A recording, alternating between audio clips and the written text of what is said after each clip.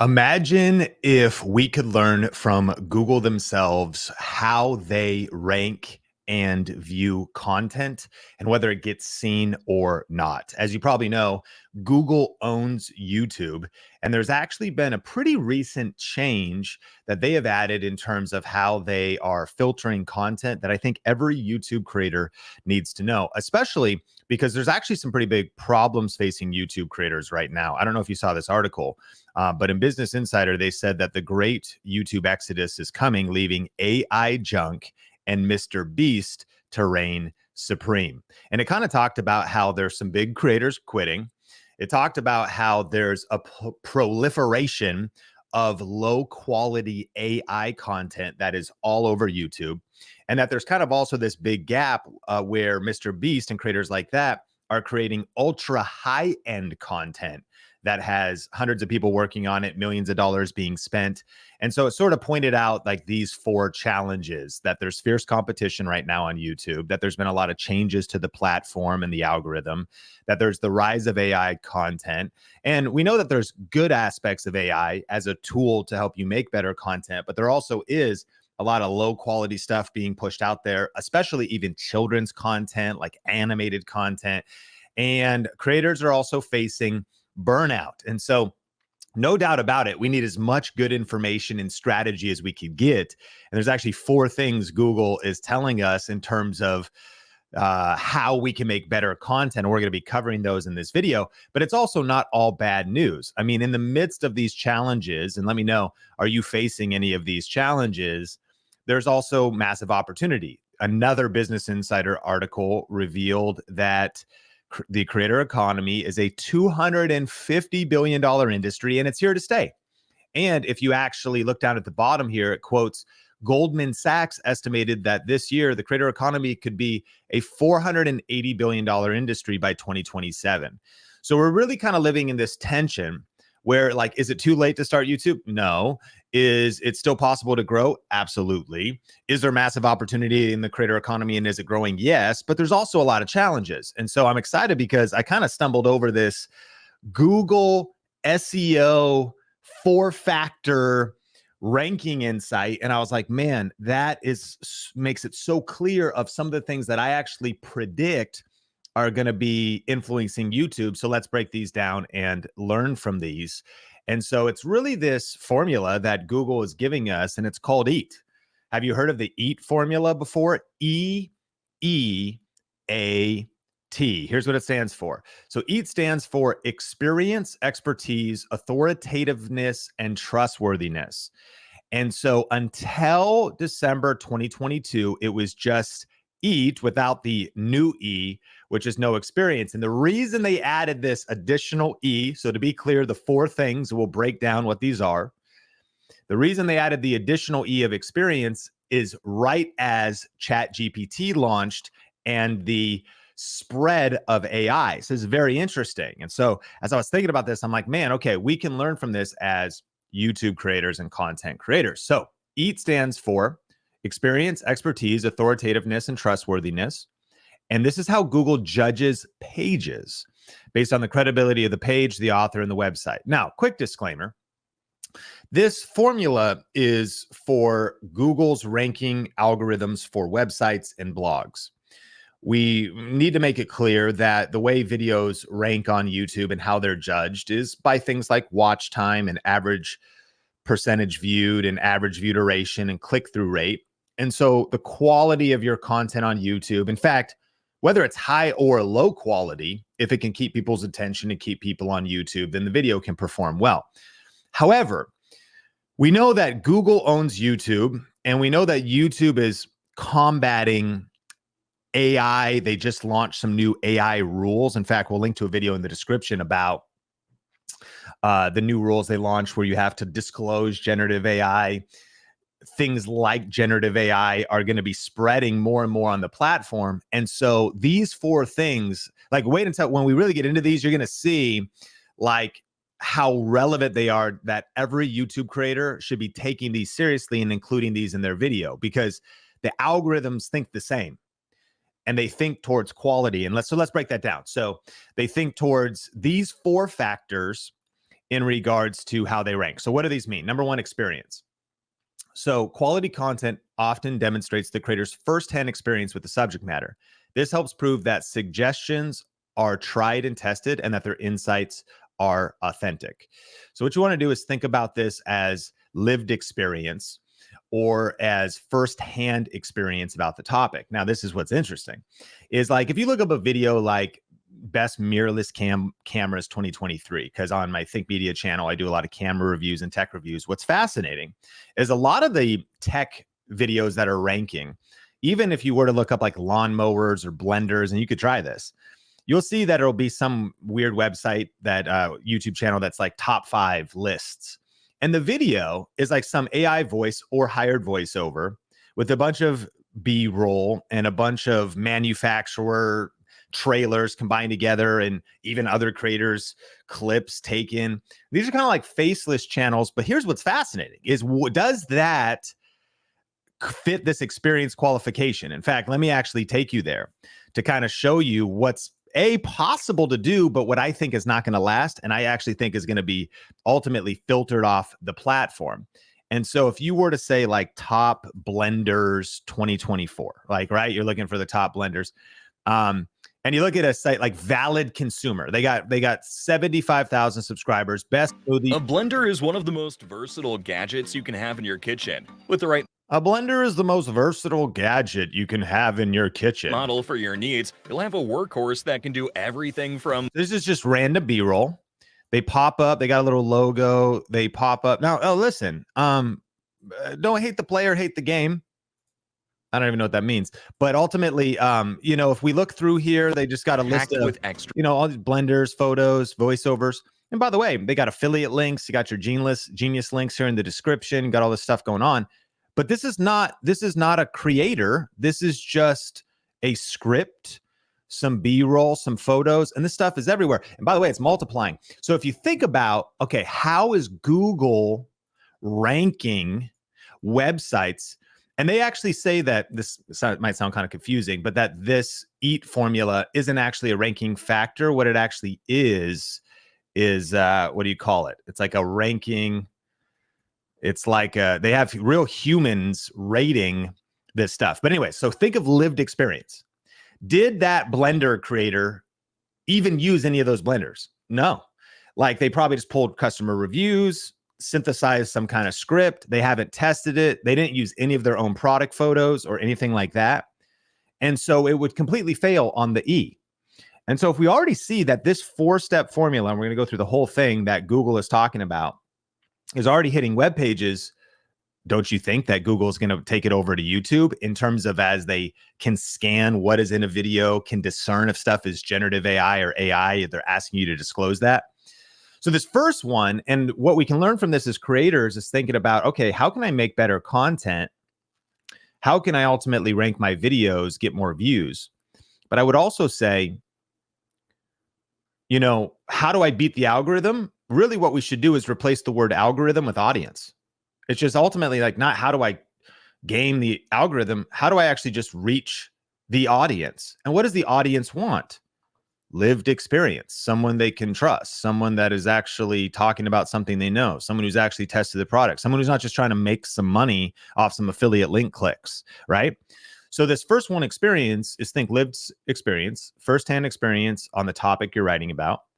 Experience is especially important in a digital world moving towards generative AI content. AI can never demonstrate true experience of anything. At best, it can make assumptions about the human experience, but the content it generates won't be unique. So it's probably no coincidence that Google announced this additional E. This is the newest E in the 4-step formula, in its search quality raters guidelines. So that's what these are. Like these are search quality raters guidelines, like rating the quality of the content. Experience is a core differentiator between human and AI content. Woof! This gets me kind of pumped because you start thinking about, and I mean, this also might be like, man, there's some challenges. But here's the good news. Like, live your experience. Like actually do the thing. Like what's going to happen with all this AI stuff? Well, humanity is going to rise. The trend is humanity is the answer for AI, like being more human, being more authentic, you actually living it, you actually doing it. And nothing beats, nobody really wants to watch a robot doing a product review. They want to hear about a real human with real emotions, with real experience, with real fingers, not robot fingers, that is like tried it out. And it's like, yeah, this was the good, this was the bad. So experience is the first E. And so think of personal lived experiences. Think about actual thoughtful opinions. We've said recently that competition is highest for low quality content. This is a massive opportunity for you because low quality content, there's going to be so many people just letting ChatGPT write a script. There's going to be so many people that don't have any opinions of their own. They only have AI opinions. There's going to be so many people. So if you just actually think for yourself and have thoughtful opinions and develop your ideas, and so personal lived experience, thoughtful opinions, unique product photos. Now, I know we can pull product photos off the internet, but again, this is how Google ranks web pages. If you are not just pulling manufacturer photos, and that video that we just watched is the ultimate example of The this, type who equates is that quality, it's it must none of be this is original. unlike It's not even a real like the person. I mean, Vitamix there's a real person behind the channel. That's what we call like a faceless channel product review. And it's just a bunch of manufactured photos. Well, I really believe that as soon as Google can analyze, and by the way, whether Google does it or not, because humans can tell if you ultimately took like your own photos, did your own research. I just bought a Ninja grill, the Pro XL. It's electric. I think my dad is going to disown me.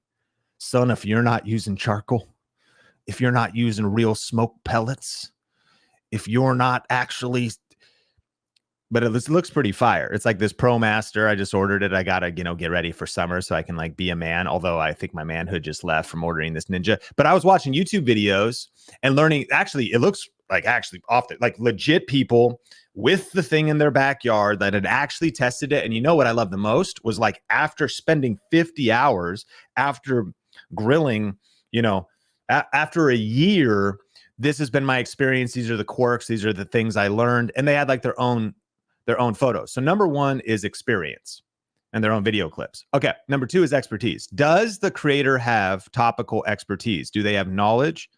Do they have the knowledge, the qualifications, and the credentials required to give reliable information? So expertise.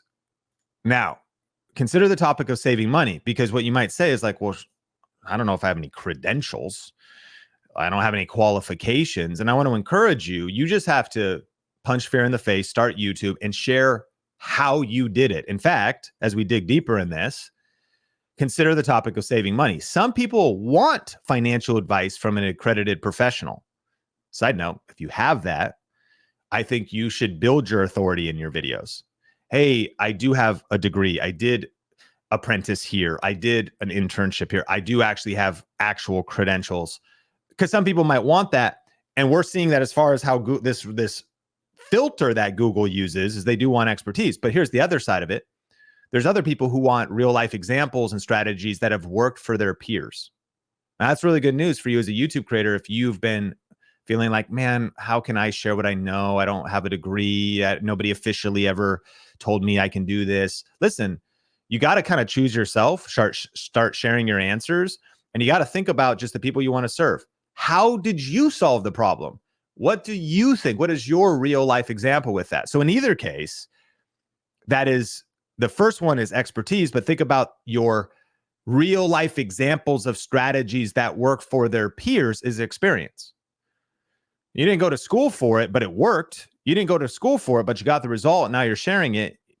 And so both of those can come into play here. Both types of content can offer value to searchers. So both can perform well under Google EAT, EEAT, the 4 factors that we're talking about. And some of this content's from SEMrush if you want to check it out. Number 3, authoritativeness. Authoritativeness refers to your overall reputation in your industry, especially among experts and influencers in your niche. So this could be other creators. This applies to the creator, it applies to the content, and it applies to the channel. And the way they put it is the website. So authority, you can build the authority as an individual, like perhaps I have grown my authority as a YouTube expert. Now, the content can have authority, and then also the channel or website can have authority. So think media over time has gotten known algorithmically as an authoritative, it has a body of work. This is even just reinforced by the types of videos and the types of titles and the types of tags and the types of meta information and the feedback. YouTube is categorizing you and Google is categorizing you. You want to be put into a box by Google. It's a good thing. Imagine if Google and YouTube doesn't know what your channel's about. That is a bad. How could they give it? How could they show people? If people were like, "Hey, I'm looking for information about barbecue stuff," and you like, that's what you think you're doing, but you're so all over the place and you have so much different topics or so many different things, and so Google is going to point them to a website, to content, or to a YouTube channel that is an authority. And so authoritativeness refers to your overall reputation in your industry, and especially among experts and influencers in your niche. Now, again, we are applying a Google formula to YouTube. But in Google, one of the ways it works is backlinks in terms of ranking web pages for SEO, search engine optimization. And so one of the powerful things that happens for websites is, imagine if the Huffington Post links to your website. Imagine if Forbes.com links to your website.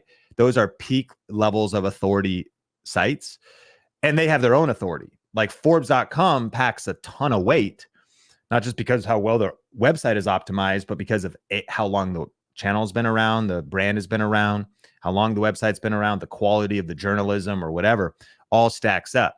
And so we'll land the plane in a second with some takeaway questions that we can all apply, and smash like if you're learning something, getting value. But ultimately, think about growing your authority, and the more other people talking about you and the more connected and the more networked you are and the more respected you are, the better in this case. And then number 4 is trustworthiness, which is most important. Be clear about who wrote your content. Be clear about who made your video. By the way, if you're on camera, and again, people, you might ask, well, are you against faceless content or faceless channels? No, but I think one of the distinctions we're going to see in the years to come is faceless content, no connection content. No, I'm connecting with the real person. There's not really trust there. By the way, you could still get some views, make some AdSense, maybe even make some good money, but are you building a real brand? You could still maybe get some views or play the YouTube game for a while, but are you actually kind of building authority and building a brand that's going to last? So be clear about who wrote your content, created your content, edit it for factual accuracy, cite trustworthy sources, and avoid hiding content behind a wall of ads. Here's a summary. So this is Google's EAT model. So experience, the author showcases direct familiarity with the topic at hand, expertise. The author possesses the knowledge, skills, and credentials to provide dependable advice, authoritativeness. The writer is recognized and respected by industry peers and niche influencers. Trustworthiness. The material is sourced from credible, frequently updated outlets. So here's the bottom line. I think that you can see how if you could apply this to your YouTube content, your content's going to do better. And I'm not saying because it's going to game the algorithm, replace algorithm with audience. Like if you start thinking about, and here's your questions to think about how this could apply. Actually, before we get there, let me share my theme. I think everything has changed in YouTube. And I think in 2024, this is the new trend. I want to say 20 years ago, I think Bill Gates said content is king. He might have been the first person to say that. And that was at a time as the internet was starting. And we learned that, yes, content was going to be the vehicle that would be king of the internet. I think things have changed. Of course, you still got to create content, because if you never do, then we could never see you and we wouldn't, be there. But I honestly think times have changed. I think now content is common and quality is king. I think that's not just 2024, but that's the way forward. Content is not only common, think about AI. Content is multiplying faster than ever before. The information age. I think we're shifting to more of an attention economy, not just an information economy. Content is common, quality is king. And that's what these four things are really from Google saying, is they want quality, real authority, real expertise, real trustworthiness. Like they want lived experience, not just a robot multiplying content. So if you commit, and here's some questions to apply, 4 questions every creator should ask. Am I putting in the time and work to gain experience in my topic? I want to encourage you to start before you're ready, punch fear in the face and press record. Start with what you know now. If you're one step ahead, you can help the person behind you. However, if you settle, if you get complacent, you are not entitled to views in the future.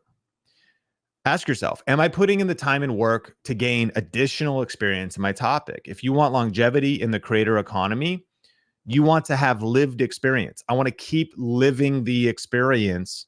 For some established creators, they're tempted to just take this brand deal or that brand deal, and they haven't really tested the product or really used it, or they're not really living it anymore, or they're just kind of like, we're going to see those that don't continue to invest and stay in the trenches. And that's why one of our values at Think Media is we're player coaches. We don't want to just be coaches where we did some stuff 5 or 10 years ago, like a lot of university professors that are teaching business but never ran a business, or they ran a business 20 years ago. And that's cool. I mean, there's a lot of lessons there, but it's like, are you still up on it? Are you still in it? Are you still relevant? Are you still, and what's the answer? You just got to stay in it. Stay in the trenches.